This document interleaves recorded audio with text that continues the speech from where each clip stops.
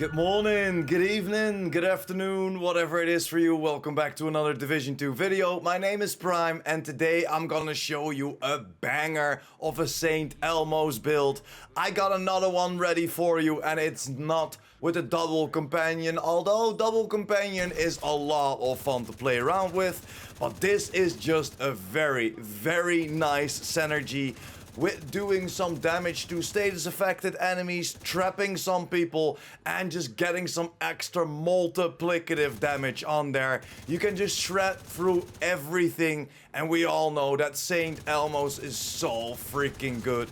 It's a freaking laser beam, and it has pretty decent critical hit chance and critical hit damage mods, so you can lower that a little bit and even do more damage output. And it's a pretty easy build to make. You will shred through everything if you're gonna go solo, and if you're gonna go in a group, you're gonna shred through everything and you're gonna help out your teammates. Yes, this build is synergized for yourself playing solo, but if you're playing with a group, if you're diving into Countdown, for example, you will give your teammates some extra power as well. It's a very nice build to play around with. It gives you some survivability while we're still running around with a full red build doing our damage, but that survivability comes in play with, of course, that Saint Elmo's engine and a few skills we might use. So enough intro, enough gameplay in the background, let me dive right into the build.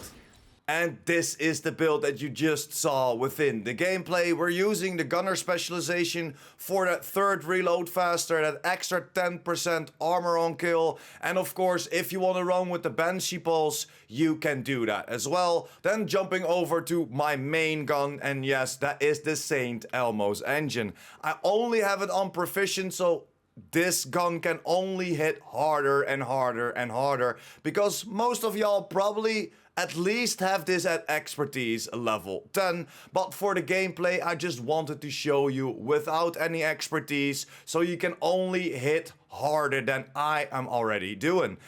Everything maxed out, and of course I went for the attribute damage to target out of cover. If you don't know yet, we can re-roll the new exotic, so make sure to re-roll it until you get that damage to target out of cover on there. This of course comes with the talent. Shooting an enemy with this weapon will give you 1 stack, and at 100 stack the next magazine will be filled with shock ammo. So again, this doesn't have a damage talent, it still does a lot of damage, but this is a little bit more survivability. If you get that magazine filled up with your shock bullets, you can just spray and pray a little bit about everybody. Everybody is shocked, and then you can take them out pretty quickly.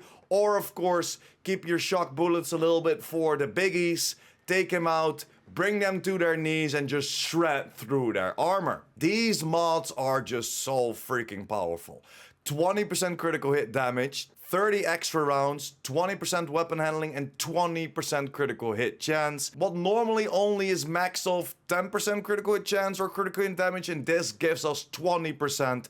And this is why we can up our critical hit damage a little bit more, because we can lower our critical hit chance, because this comes with 20. Then for my secondary gun, I'm using the Cavalier. I'm using the Cavalier because I still had to give it to proficiency, and of course, if we need to reload while they are still shocked, we can of course quickly switch over to the Cavalier, because this comes with the new talent Perfect Thunderstrike, deals 40% extra damage to shocked targets. I went for critical hit damage, 20 extra rounds, another critical hit damage, and 1 critical hit chance. But again, you can go for whatever gun you would like. I would normally go for an M1A to shoot a little bit on distance, but that Saint Elmo's is such a laser beam, you can just laser everybody down, doesn't matter what distance it is. Then jumping over to my pistol, and you can choose whatever you like for your pistol. I went for the TDI card just to pick a pistol. My tip for you is go for pistols that you do not have proficient yet, because every time that you kill somebody, take somebody out, even if it's not with your pistol, you're gaining some expertise levels or proficient levels, so that will save you some materials or other things to donate. Then let's go over my build, and you already saw it. We're going for ongoing directive. This gives us an extra 15% status effects, so that will help out with our bleed that we put on with ongoing directive. That will help out with our shock that we are applying with our Saint Elmos, and it will help out with our skills that we're using.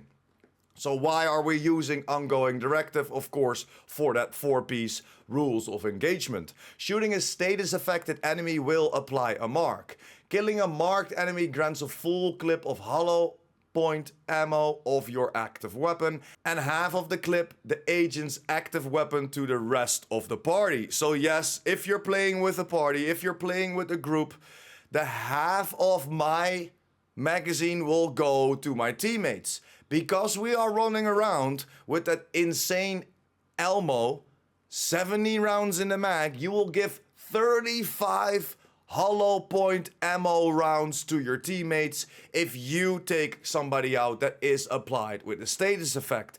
And with this build, you have a 100% uptime on your status effect. You don't have to worry about trying to get that hollow point ammo. I even tried it out with a different chest, you know, that rich weight chest, applying that bleed instantly, but it isn't necessary. So for my mask, I of course chose for weapon damage, and I rolled critical hit damage on there and critical hit damage mod. For my holster, I went for critical hit chance. For my knee pads, I went for critical hit damage, and for my gloves, I went for critical hit chance as well. Why so many critical hit chance? Because you wanna build towards that 50, 55, or maybe even 60% critical hit chance.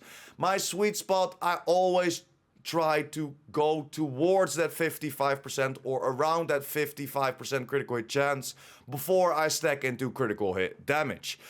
Talking about critical hit damage, looking at my backpack, it is Grupo, giving us an extra 15% critical hit damage. Again, fully red, critical hit damage, critical hit chance on there, and a critical hit damage mod.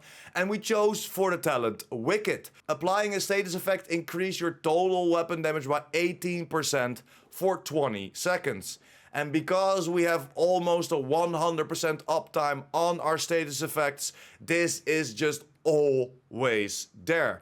And the beautiful thing is that even if we apply our status effect with our skills, this will activate. So you do not have to shoot somebody to apply that status effect. You can just apply that status effect even if you're doing it with your skills. So just run in, use your skills like I'm using that riot foam, trap that whole group, your wicked procs, of course, then your hollow man point ammo comes in when you take out the first guy, and this of course amplifies your weapon damage by 20% and applies bleed on that hit. And that's why this combination is so freaking good. With that wicked, with that ongoing directive, and then for the last piece I chose to go for Fenris to up my assault rifle damage a little bit by 10%. Again, weapon damage, critical hit chance, critical hit damage mod on there. And then I went for Obliterate. Critical hits increase total weapon damage by 1% for 5 seconds, stack up to 25 times. And this is pretty easy to keep up with your Saint Elmos. If you have problems with that Obliterate, you can also go, for example, for the ACS-12 or the Rock and Roll for your secondary to stack up that Obliterate, but it's not really necessary. That Saint Elmos with the 850 RPM, the 70 rounds in the mag, you will gain those stacks pretty quickly from Obliterate. So this is pretty much the overview of my whole build. I chose to go for a Revive Hive as my first skill to make sure that I am still gaining some extra survivability. Yes, we can trap people. Yes, we're shocking people. Yes, we're bleeding people. Yes, we're gaining that extra 10% armor on kill. So In my opinion, for a full red build, this already has a lot of survivability, but this helps you out as well. 10% reviver armor repair, 5% range, 10% health as the mods, and then just like I talked about a little bit earlier, we're using the riot foam. This is one of my favorite skills. And why? Because when we apply a status effect, of course, Wicked instantly kicks in, giving us an extra 18% weapon damage. And of course, everything is trapped within that range of that 3 meters. It's pretty close to each other. You can just beam everybody down with one clip or even almost one clip. This has 2 ammo on there because I chose to go for an extra ammo and the 9.8% in share duration because they will be trapped a little bit longer. But this is pretty much everything of the build, so let's jump over to the stats real quick. This is going to be 54% critical hit chance. I would love to be in that 55, but I don't really need to get to that cap of 60, in my opinion. You might lose some damage if you don't go for that 60 cap, but in my opinion, that 54 to 55% critical hit chance is good enough to build then in your critical hit damage. What is 164 on this build? 75% headshot damage. We don't have damage to armor. We have 21% health damage. And of course, we have that 10% damage to target out of cover. But that's pretty much it. It's full damage. We don't have blue cores on there, but still has some survivability. But guys, let me know in the comments down below what you think about this build. What would you change around with this build? I even tried to go for the chest piece of ongoing directive because that boosts your damage from 20% multiplicative to 35% multiplicative, but it hits lower than the build that we have right here. The only combination that hits a little bit harder is if you go for double companion. We know it's kinda bugged. I like it a lot, don't get me wrong, but it hits a little bit harder than this setup. But still, it's around 20 to 30k on a crit shot, so it's not that much. And I know maybe in the future they're gonna nerf the double companion stack, and I don't want to bring you a build that probably is nerfed in the future. You're trying to farm for it, especially that full red Henry. It's very hard to get. And of course, your boy already got it. Your boy already got it. Yes, start getting jealous, guys. Start getting jealous.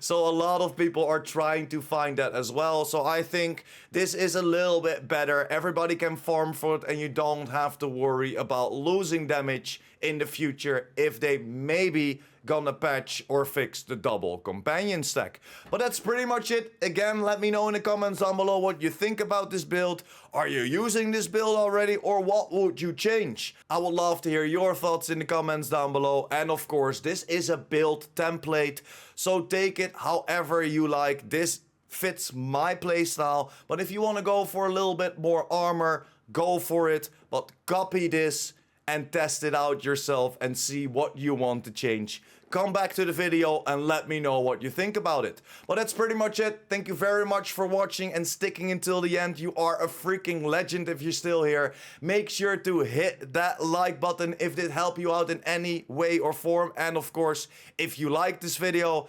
and hit that subscribe button to keep up to date about everything the Division 2 and the Division universe. And I will see you in the next one. PurePrime out.